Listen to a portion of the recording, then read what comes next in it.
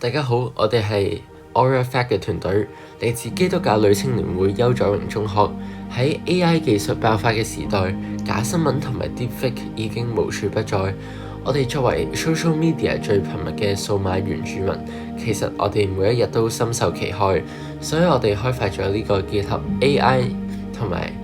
遊戲嘅數碼媒體素養學習平台 Aura Fact。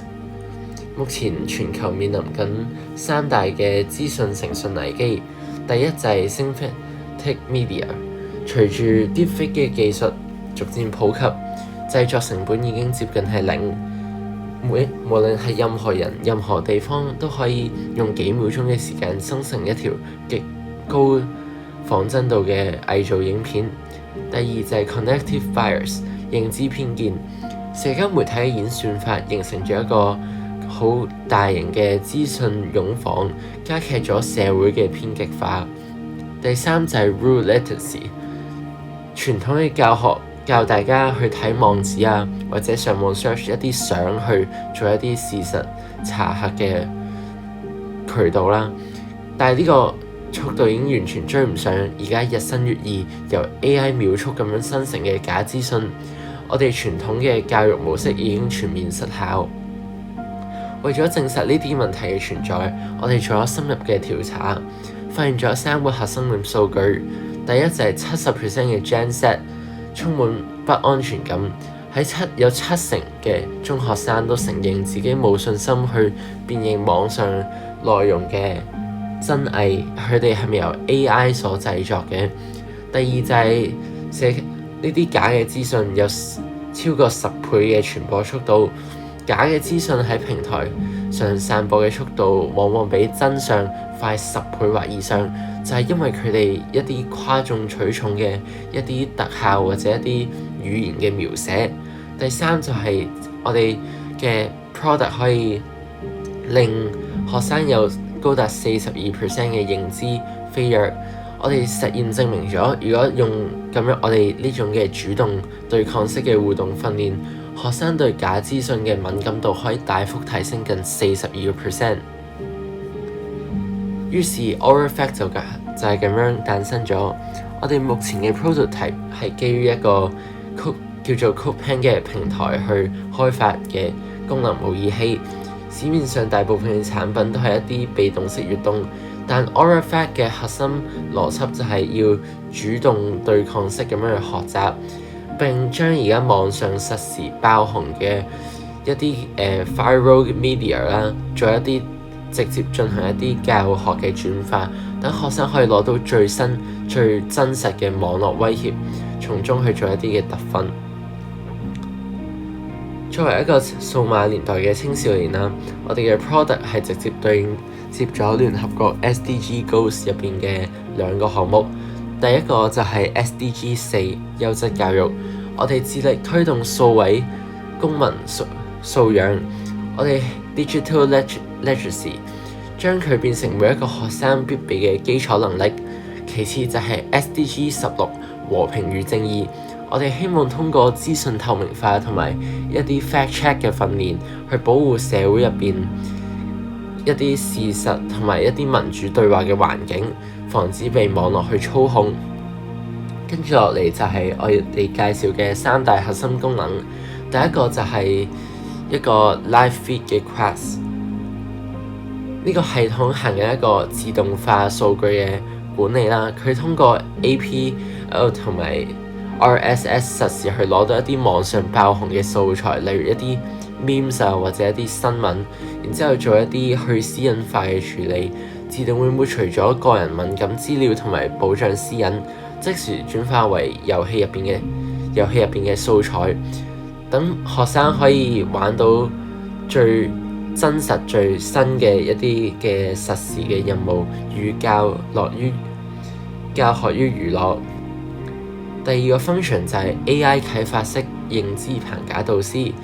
我哋用咗大語言模型同埋教育心理學入邊嘅棚架理論，去整成嘅一個 AI 導師。我哋嘅 AI chatbot 採用咗動態提示，當學生答唔到嘅時候，佢唔會直接俾答案，反而係好似蘇格拉底咁樣，佢一啲啟發式嘅引導系統會通過 lectrometry 遙測技術追蹤到學生即時嘅反應時間同埋正確率。當正確率同埋反應時間上升嘅時候，提示就會好 AI 個性化咁樣去抽走，自動提升難度，可以打破到學生認知嘅盲點。第三項就係我哋最具創新性嘅新嘅 features， 佢叫做對抗式提示詞逆向工程沙盒。正所謂古語有云，要學識防守就一定要識得進攻。喺沙盒入邊，學生會扮演唔同嘅不實信息嘅操控者或者一啲傳播者。界面提供咗一個好容易可以用到嘅一個拉桿啦，學生可以調節一啲例如煽情指數或者一啲目標群組，親身去體驗一條假消息究竟係點樣爆紅。系統亦都會即時進行傳播效能預測嘅模擬器，展示呢個消息，即係呢個假嘅消息散播嘅速度同埋佢破壞力，仲有佢造成嘅一啲不良嘅後果，等同學可以真正喺底層邏輯入面完全咁理解到一啲資訊操控究竟會造成幾大嘅影響。雖然我哋暫時仲係用緊 CodePen 去做一個 prototype， 但佢嘅底層架構已經完整規劃好。核心嘅引擎會主要採用高語言微服務。我哋揀佢嘅原因係因為佢嘅好高嘅吞吐量啦，佢可以 support 到成間學校同時去連線。第二，我哋 AI 智能會採用咗 fine-tuned 嘅 Llama 370B 大模型，提供高質素嘅語言對話。喺安全防禦上，我哋亦都加入咗 Nemo Guardrails，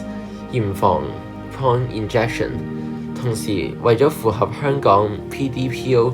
個人資料私隱條例，學生數據全部都會經過 cybergraphic hashing 去做一啲去私隱化嘅處理，所以保證到學生嘅資料係絕對受到保障同埋安全嘅。為咗令呢個項目長遠咁樣去落地，我哋規劃咗一條跨越2年、分為4個維度嘅全球擴展藍圖。第一個階段就係校園，喺頭1至6個月，分別喺15間種子中學推行試點，收集到第一批用戶俾翻我哋嘅數據。而第二個階段就係區域嘅實踐，由7至第12個月，我哋希望擴充呢個我哋嘅 platform 去到各大嘅辦學團隊，全面咁樣對接國際嘅 LTI V1.3 標準，整合落學校常用嘅 LMS 學習管理系統。第三就係我哋希望喺城市入邊可以全面咁樣普及，結合香港教育局德育及公民教育同埋科技教育嘅課程指引，我哋希望將我哋嘅平台普及至全港嘅中學，建立智慧城市嘅認知印證。最後就係全球嘅應用，我哋未來將會推出多語言嘅版本，希望可以打入大灣區以及國際學校嘅市場，從而升級我哋 Deepfake 嘅 database。根據我哋嘅 project， 我哋 AuraFact 預期可以帶嚟4個核心嘅成效。首先就係辨識嘅精準度。實驗數據指出，辨識嘅精準度用我哋 platform 之後，會比傳統嘅教學大幅提升近42%。用戶識別演算法嘅陷阱反應時間亦都會減少咗近34%。將事實查核轉化做我哋防禦直覺就係我哋最終嘅目標，而且我哋亦都會提升到我哋學生嘅素養教育。我哋完美兼容咗 LTI V1.3 嘅標準，我哋可以好直接而且唔會有任何阻礙咁樣去打入香港主流 LMS 平台，實現媒體資訊教育標準化。最後就係我哋可以加強我哋社會嘅認知韌性，由底層開始守護事實基礎，減低極端演算法對社會嘅煽動能力，培養我哋未來擁有批判性思考嘅未來公民。總結嚟講，喺呢個 AI 嘅時代，已經逐步咁樣去成為一個無法取代嘅一部分。假嘅資訊會越嚟越多。作為科技原住民嘅我哋開發 Aura Fact 唔單止係為咗參加比賽，更加係為咗我哋呢一代人喺我哋呢個充滿 deepfake 嘅未來入邊，我哋希望可以培養我哋未來公民嘅數碼素養。我哋冇辦法阻止假嘅信息去誕生，但係我哋可以決定下一代有冇辨認真偽消息嘅能力。我哋係 Aura Fact 嘅團隊，多謝大家。以下就係我哋嘅 platform，咁我哋可以首先睇到